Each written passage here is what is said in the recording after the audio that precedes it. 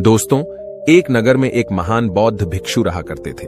वह बहुत ज्ञानी थे और बहुत ही शांत स्वभाव के थे और उनकी यह बात ही उनकी विशेषता भी थी। एक बार की बात है, बौद्ध भिक्षु नगर वासियों को उपदेश दे रहे थे। बौद्ध भिक्षु कह रहे थे कि शब्दों में जीवन बदलने की शक्ति होती है। अपने शब्दों से जीवन बदलो।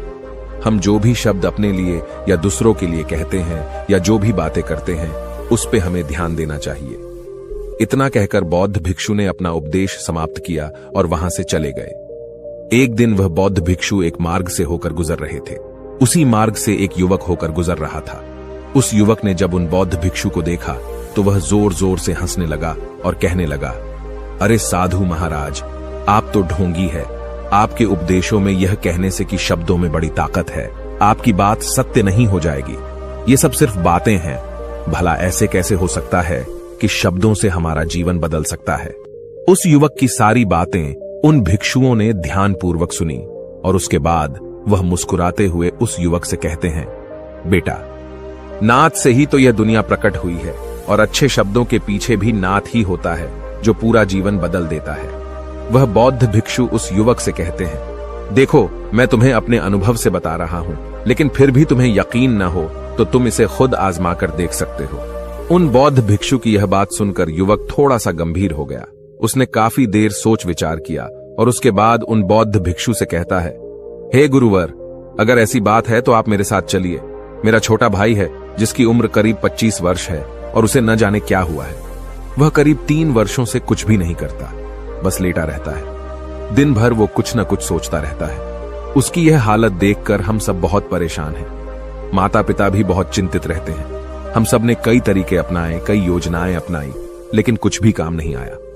हमने कई बार उससे बात करने तक की कोशिश की, लेकिन वह हमसे कुछ भी नहीं कहता। परिवार का हर एक सदस्य पूरी तरह से थक चुका है, हार चुका है। आखिर वह क्या करना चाहता है, किसी को कुछ नहीं पता। तो हमारे शब्दों से उसका जीवन क्यों नहीं बदला? और जैसा कि आप कह रहे हैं कि शब्द सचमुच जीवन बदल सकते हैं, तो क्या आप मेरी मदद करेंगे? इस पर बौद्ध भिक्षु मुस्कुराते हुए उस युवक के साथ चल पड़ते हैं। वह युवक उन बौद्ध भिक्षु को एक खेत में ले जाता है और अपने भाई की तरफ इशारा करके कहता है, हे गुरुवर, यही मेरा भाई है जो पूरे गांव में आलस और मक्कारी के लिए मशहूर है। आप कहते हैं कि शब्दों में वह शक्ति है जो हमारा जीवन बदल सकती है। तो क्या आपके शब्द इसका जीवन बदल सकते हैं? अगर यह सत्य है तो आप इसका जीवन बदल कर दिखाएं। उन बौद्ध भिक्षुओं ने उस युवक के भाई को ध्यानपूर्वक देखा। वह एक पेड़ की छांव में आराम से सो रहा था। जब बौद्ध भिक्षु उस युवक के भाई के पास पहुंचे और आराम से उसके सर पर हाथ फिराते हुए कहते हैं, उठो बेटा, बहुत देर हो चुकी है। यह सोने का समय नहीं, यह तो जागने का समय है। उन बौद्ध भिक्षुओं की आवाज सुनकर वह लड़का थोड़ा सा अचरज में पड़ गया। आखिर कौन है जो मुझे इतने प्यार से जगा रहा है?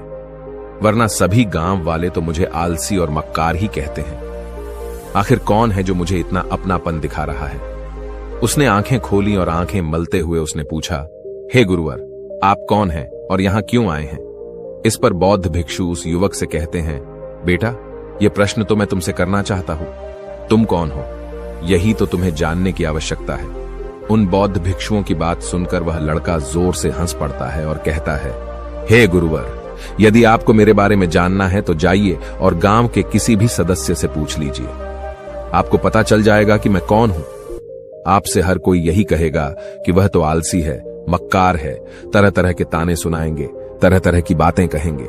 इससे आपको यह जरूर यकीन हो जाएगा और आपको यह पता भी चल जाएगा कि मैं कौन हूं। तभी बौद्ध भिक्षु मुस्कुराते हुए उस लड़के से कहते हैं, सबसे पहले मेरी यह बात सुन लो। मेहनती इंसान के खुद के शब्द उसे अंदर तक चोट पहुंचाते हैं। इसलिए कभी भी अपने आप को कोसो मत। अपने शब्दों को सुधारो। और मेरी यह दूसरी बात भी सुन लो। मैंने उन गांव वालों से नहीं पूछा कि तुम कौन हो। मैं तुमसे पूछ रहा हूं कि तुम कौन हो, लेकिन तुमने तो अपनी आदतें मुझे बताई।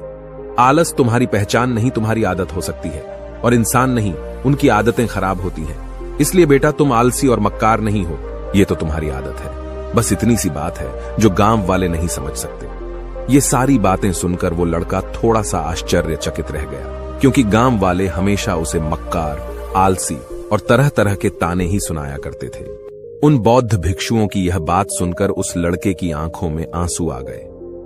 वह तुरंत ही दोनों हाथ जोड़कर उन बौद्ध भिक्षु के चरणों में गिर पड़ा और उनसे कहने लगा, आप सत्य कहते हैं, यह मेरी आदत ही है और मैं इस आदत से बहुत परेशान हूं। मैंने बहुत कोशिशें भी की, लाख उपाय किए, लेकिन मैं अपनी इस आदत से छुटकारा ना पा सका।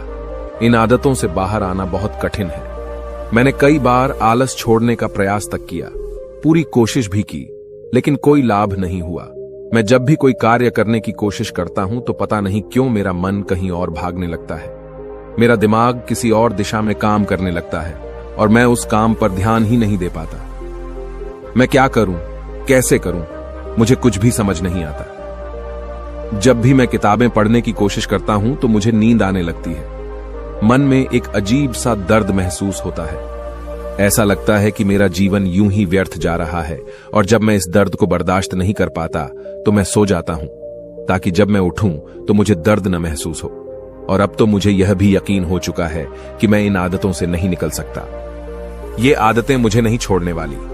इस पर बौद्ध भिक्षु उस लड़के से कहते हैं, बेटा, यदि तुम इस आलस की आदत को छोड़ना चाहते हो तो मैं तुम्हें एक सही उपाय बता सकता हूं, लेकिन उसके लिए तुम्हें कल सुबह मुझे मिलना होगा, तभी वह तरीका मैं तुम्हें बताऊंगा। यदि तुम उस तरीके को सीखना चाहते हो तो कल सुबह मेरे पास चले आना। इतना कहकर बौद्ध भिक्षु वहां से चले गए, लेकिन उन बौद्ध भिक्षु की सारी बातें उस लड़के के कानों में गूंज रही थीं। वह यह समझ नहीं पा रहा था कि आखिर वह बौद्ध भिक्षु उसे कौन सा मार्ग दिखाने वाले हैं। वह ऐसा कौन सा उपाय बता देंगे जिससे उसके जीवन से आलस्य हमेशा हमेशा के लिए खत्म हो जाएगा। देखते ही देखते रात हो गई। रात भर वह अपने बिस्तर पर करवट लेता रहा और उन बौद्ध भिक्षु की बातों के बारे में सोचता रहा। इसी प्रकार देखते ही देखते सुबह हो गई और वह लड़का उन बौद्ध भिक्षुओं के पास जा पहुंचा। वह लड़का उन बौद्ध भिक्षु को प्रणाम करता है और कहता है, गुरुवर, जैसा कि आपने कहा था, लीजिए मैं आ गया। अब मुझे वह मार्ग बता दीजिए जिसे मैं अपने जीवन से इस आलस्य को निकाल सकता हूं। तभी बौद्ध भिक्षु उस लड़के से कहते हैं, बेटा, जब भी तुम्हारा मन दुविधा में हो, तुम निर्णय न ले पा रहे हो और तुम्हारे मन में तरह तरह के प्रश्न उठ रहे हो कि मैं क्या करूं, कैसे करूं, इस कार्य को पूर्ण कैसे करूं, यह सब कैसे होगा, तब तुम वास्तविकता में अपने अतीत से सोच रहे हो कि पिछली बार तुम्हारे ऐसा करने पर क्या हुआ, या अतीत में तुमसे लोगों ने क्या कहा था। तो आज से कभी भी अपने अतीत से नहीं, बल्कि भविष्य से सोचो। इस पर लड़का कहता है, भविष्य से? वह भला कैसे? तभी बौद्ध भिक्षु उस लड़के से कहते हैं, मान लो कि तुम्हें आज किसी भी चीज की कमी नहीं है। तुम्हारे पास वो हर चीज है जो तुम चाहते हो, वह सारी सुख सुविधाएं हैं। तो अब बताओ, तुम अपना जीवन कैसे व्यतीत करना चाहोगी? उन बौद्ध भिक्षु की यह बात सुनकर वह लड़का कुछ देर के लिए सोच में पड़ गया, क्योंकि आज तक उसने सभी गांव वालों के केवल ताने ही सुने थे। किसी ने भी आज तक उसके जीवन के बारे में उससे ऐसी बात नहीं की थी और वह गुरुवर उसे आने वाले भविष्य के बारे में उससे बातें कर रहे थे। उन बौद्ध भिक्षु की यह बात सुनकर वह लड़का खुद से प्रश्न करने लग गया कि अगर मेरे पास सब कुछ होगा, धन की कोई कमी नहीं होगी और सारी सुख सुविधाएं होंगी, तो मैं अपना जीवन कैसे व्यतीत करूंगा?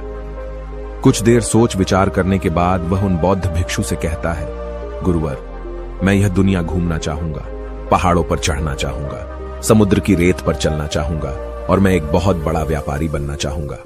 तभी अचानक उस लड़के का ध्यान टूट गया और वह उन बौद्ध भिक्षु से कहता है, परंतु हे गुरुवर, यह सब कैसे संभव होगा? केवल मेरी मात्र सोच लेने से तो यह सब पूरा नहीं होने वाला। उसके ऐसा कहते ही उसके अतीत में बीती हुई सारी घटनाएं उसकी आंखों के सामने से गुजरने लगी और वह एक बार फिर से निराश होने लगा। और अब वह यह सोचने लगा कि मेरे पास तो पैसे ही नहीं है, तो मैं भला व्यापार कैसे कर सकता हूं? न ही मेरे पास व्यापार का कोई अनुभव है। ऐसी स्थिति में मैं भला यहां से कैसे निकल सकता हूं? उस लड़के के इस प्रश्न का जवाब देते हुए वह बौद्ध भिक्षु उस लड़के से कहते हैं, भंते, हर रात में सोने से पहले तुम हर दिन अपना लक्ष्य एक कागज पर लिखो और सुबह उठकर सबसे पहले उस लक्ष्य को देखो और सोचो कि उस लक्ष्य को पाने के लिए तुम आज क्या कर सकते हो, और जो भी तुमने उस कागज पर लिखा होगा उस कार्य को उसी दिन पूरा करने की हर मुमकिन कोशिश करो। इस पर वह लड़का कहता है, ठीक है, आप सच कह रहे हैं, लेकिन जब मैं बहुत सोचने लगता हूं तो मेरा मन बेचैन होने लगता है और मन में तरह तरह के विचार उठने लगते हैं और इन विचारों को शांत करने के लिए मैं सो जाता हूं ताकि वह विचार मुझे परेशान न कर पाए। उस लड़के की इस समस्या का समाधान करते हुए वह बौद्ध भिक्षु उस लड़के से कहते हैं, बेटा, अंतर्मन की चाल को पकड़ो और शब्दों की मदद से नया भविष्य बनाओ। तभी लड़का कहता है, हे गुरुवर, आप क्या कहना चाहते हैं? मैं आपकी बात समझ नहीं पा रहा। इस पर बौद्ध भिक्षु मुस्कुराते हुए कहते हैं, बेटा, कैसे होगा? यह जो सवाल है, यह सवाल नहीं बल्कि एक डर है जो तुम्हारे अंतर्मन में बैठा हुआ है, जो तुम्हें अगला कदम लेने से रोक रहा है, तुम्हें कदम आगे बढ़ाने से रोक रहा है। यदि तुम वास्तविकता देखो तो किसी को भी नहीं पता होता कि वह कार्य कैसे होगा, लेकिन एक इंसान जब दृढ़ निश्चय कर लेता है तो वह अपने उद्देश्य को सामने रखकर लगातार प्रयास करता रहता है और वह अपनी सफलता प्राप्त कर ही लेता है। तभी वो लड़का उन बौद्ध भिक्षु से कहता है कि हे गुरुवर, अगर ऐसी बात है तो मन में बार बार चिंता क्यों होती है? मन बार बार बेचैन क्यों हो उठता है? इस पर बौद्ध भिक्षु कहते हैं, बेटा, क्योंकि तुम्हें डर है कि तुम कमजोर हो। तुम्हारे अंतर्मन में बैठा है कि तुम में कुछ कमी है, तुम किसी काम के नहीं हो, और यही कारण है कि तुम कोशिश करने से डरते हो, क्योंकि तुम्हारा अंतर्मन हमेशा तुम्हें रोकता रहता है। जब भी तो कोई कार्य शुरू करना चाहते हो, तुम्हारा मन तुमसे पहले कह देता है, इससे आगे मत बढ़ना, अन्यथा तुम हार जाओगे, और इसी कारण तुम्हें चिंता होने लगती है, तुम्हारा मन बेचैन होने लगता है। तभी वो लड़का कहता है, गुरुदेव, आपने जो कुछ भी कहा वो बिल्कुल सत्य है, लेकिन अब आप ही मुझे बताइए कि मैं इस परेशानी से बाहर कैसे निकलूं? इसका जवाब देते हुए वो बौद्ध भिक्षु उस लड़के से कहते हैं, बेटा, इस समस्या का समाधान बहुत ही आसान और सरल है। तुमने देखा होगा कि अक्सर ही हम अपने आप को दोष देते रहते हैं, अपने आप को तरह तरह के अपशब्द कहते रहते हैं जो हमारे अंतर्मन में जाकर बैठ जाते हैं और वही हमें आगे बढ़ने से रोकते हैं। और इन शब्दों का हम पर बहुत गहरा प्रभाव भी पड़ता है, क्योंकि जैसा हम खुद से कहते हैं, जैसा हम पूरी भावनाओं के साथ सोचते हैं, हम वैसा ही बनते चले जाते हैं। इसलिए यदि तुम खुद को बदलना चाहते हो तो कि तुम भी काबिल बन सको, तो तुम्हें अपने अंतर्मन को नए संदेश देने की जरूरत है, जैसे कि मेरे शरीर का हर एक कण, हर एक हिस्सा, हर एक विचार शांति और ऊर्जा से भरा हुआ है। मैं दृढ़ संकल्प और आत्मविश्वास के साथ हर दिन के लक्ष्यों को पूरा करता हूं। मैं अपने कमजोरी को अभ्यास में बदलता हूं, चिंता को ध्यान में बदलता हूं। मैं उत्साह और ऊर्जा से भरा हुआ हूं, लगातार अपने लक्ष्यों पर काम करता हूं। ऐसे शब्द जब तुम खुद से कहोगे तो तुम शक्तिशाली महसूस करने लगोगे और तुम्हारी सारी चिंताएं खत्म होने लगेंगी, क्योंकि यही शब्दों की ताकत है। वह तुम वही बना देंगे जो तुम खुद से कहोगे। तुम जितनी भावना के साथ यह वाक्य बोलते हो, उसे महसूस करते हो, उतनी ही भावनाओं से यह शब्द तुम पर असर करना शुरू कर देंगे। धीरे धीरे यह शब्द तुम्हारे मन और व्यक्तित्व की सोच का हिस्सा बन जाएंगे। लेकिन मेरी एक बात याद रखना कि तुम्हारा अंतर्मन इतनी आसानी से हार नहीं मानने वाला। जब तुम आगे बढ़ोगे तो मौका मिलते ही वह तुम्हें पीछे खींचेगा। तुम्हारे अतीत के बीते हुए सारे कड़वे अनुभव तुम्हें याद दिलाएगा, ताकि तुम डर जाओ और एक बार फिर से अपने लक्ष्य का पीछा करना छोड़ दो। लेकिन तुम्हें इसकी चिंता नहीं करनी है। उन सकारात्मक शब्दों के कारण तुम्हारा मन सकारात्मक विचारों को स्वीकार करने लगेगा। आगे वह बौद्ध भिक्षु उस लड़के को चेतावनी देते हुए कहते हैं, मेरी एक बात और याद रखना कि तुम्हारा ध्यान आलस्य पर नहीं होना चाहिए, अर्थात तुम्हें कभी आलस नहीं मिटाना, बल्कि तुम्हें एक नए भविष्य का निर्माण करना है, एक नए व्यक्तित्व का निर्माण करना है। तुम्हारा पूरा ध्यान केवल इस पर ही होना चाहिए। उन बौद्ध भिक्षुओं की बात सुनकर लड़का कहता है, ठीक है गुरुवर, आप जैसा कहते हैं मैं वैसा ही करूंगा। तभी वह बौद्ध भिक्षु उस लड़के से कहते हैं, बेटा, अभी तो मैं इस गांव से जा रहा हूं, लेकिन कुछ सालों के बाद मैं वापस आऊंगा। इतना कहकर बौद्ध भिक्षु वहां से चले गए और वह लड़का अपने घर लौट गया। लेकिन अब उस लड़के के मन में तरह तरह के विचार चल रहे थे। वह लड़का यह सोच रहा था कि अगर मैं अपनी मनपसंद जिंदगी जीने लगूंगा, अगर मैं दुनिया घूमने लगा, नए लोगों से मिलने लगा और अपनी पसंद का काम करने लगा, तो मेरी जिंदगी कैसी होगी। उस बात को ध्यान करके उसने एक कागज पर अपना लक्ष्य लिखा और लिखकर सो गया। अगली सुबह जब उसकी आंखें खुली तो उसने उस पेपर पर लिखा हुआ लक्ष्य एक बार दोहराया। उसके बाद वह कुछ देर के लिए शांत हो गया। तभी उसे उन बौद्ध भिक्षु की बात याद आई कि तुम अपने लक्ष्य के लिए आज क्या कर सकते हो। उसने खुद से सवाल किया कि मैं आज अपने इस लक्ष्य को प्राप्त करने के लिए क्या कर सकता हूं। तभी उसे एक बार फिर से उस पेपर की तरफ ध्यान दिया। उस पेपर पर लिखा था कि मैं बाजार जाता हूँ और लोग व्यापार करने की कौन सी चीजें, कौन से सामान लेकर आते हैं। मैं उन चीजों को देखता, उन चीजों को पता करता। वो पढ़ने के बाद तुरंत ही बाजार चला गया। वह अलग अलग दुकानों पर बैठा उन्हें देखा, लेकिन उसे कुछ समझ नहीं आ रहा था, क्योंकि लोग अलग अलग व्यापार कर रहे थे, अलग अलग तरह की चीजें और सामान ले रहे थे, और किसी ने उसकी कोई मदद नहीं की। वह बहुत उदास हो गया और निराश होकर वापस घर लौट आया। तभी उस लड़के को उन बौद्ध भिक्षु की एक और बात याद आई। शब्दों में बहुत ताकत है और शब्द हमारा जीवन बदल सकते हैं। उसे वह सकारात्मक विचार याद आए। वह उन्हें सुबह शाम दोहराने लगा और अब से वह हर दिन ऐसा ही करता। देखते ही देखते 1 महीना बीत चुका था, लेकिन अब तक उसके जीवन में कोई बदलाव नहीं आया था। अब वह लड़का यह सोचकर निराश होने लगा था कि उसके जीवन में तो कुछ भी परिवर्तन नहीं हो रहा। लेकिन 1 महीने के बाद उसे महसूस हो रहा था कि वह पहले से अच्छा महसूस कर रहा है। उसका दिमाग अब अच्छी तरह से सोच पा रहा है। वह पहले से ज्यादा चलने फिरने लगा है। धीरे धीरे उसे समझ में आने लगा कि जो लोग आगे बढ़ते हैं, महान काम करते हैं, उनकी सोच में कितना अंतर होता है। वे लोग हमेशा शक्तिशाली विचार सोचते हैं। दूसरों की छोटी सोच और डर से वह कभी प्रभावित नहीं होते। जब भी उनके सामने कोई मुश्किल आन पड़ती है तो वह घबराते नहीं, बल्कि उस समस्या का समाधान निकालते हैं। इस समस्या के समाधान पर ध्यान केंद्रित करते हैं और न ही वह कभी किसी का इंतजार करते हैं। वह केवल खुद पर विश्वास करते हैं और तुरंत ही कदम आगे बढ़ाते।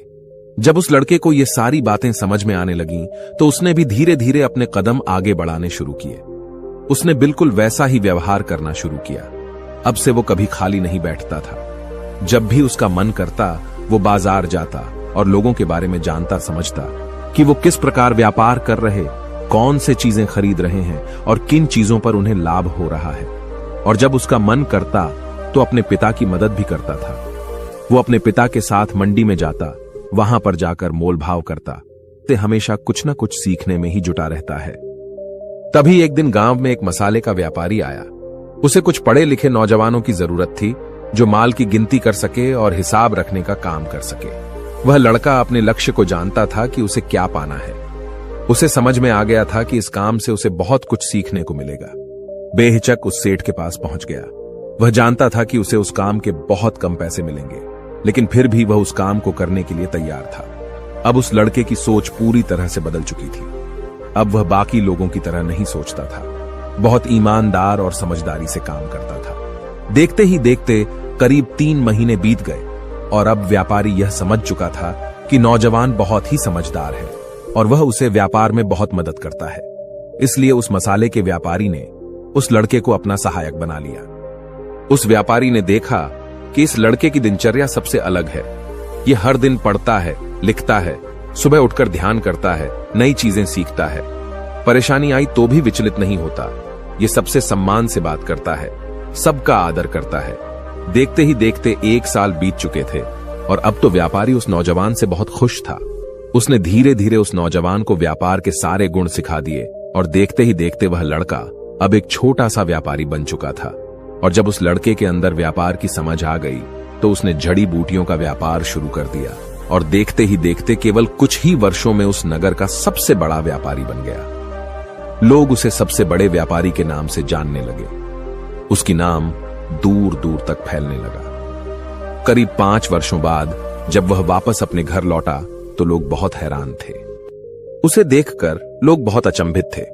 उसके सारे जानने वालों ने उस लड़के से पूछा, तुम इतना कैसे बदल गए? तब उसने कहा, उन गुरु ने सच ही कहा था, शब्दों से हम जीवन बदल सकते हैं। वैसे आपने आज के इस वीडियो से क्या सीखा हो, मुझे आप कमेंट में जरूर बताइएगा। इसी के साथ में उम्मीद है कि आपको आज की ये वीडियो जरूर पसंद आई होगी। तो इस वीडियो को लाइक और अपने दोस्तों के साथ शेयर भी जरूर कीजिएगा और हमें ऐसे ही सपोर्ट करने के लिए चैनल को सब्सक्राइब जरूर दबा दीजिएगा। तो चलिए फिर मिलते हैं अगली वीडियो में। तब तक के लिए अपना ख्याल रखें। धन्यवाद और नमो बुद्धाय।